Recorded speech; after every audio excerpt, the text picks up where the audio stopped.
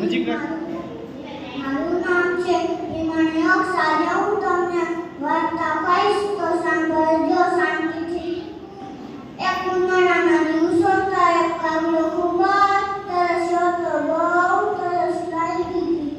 અને તો પાણીની શોધ કરતો હતો. એને પાણી ક્યાંય ન મળ્યું. દૂર દૂર સુધી ઉડતો ઉડતો જંગલમાં ગયો પણ પાણી ન મળ્યું.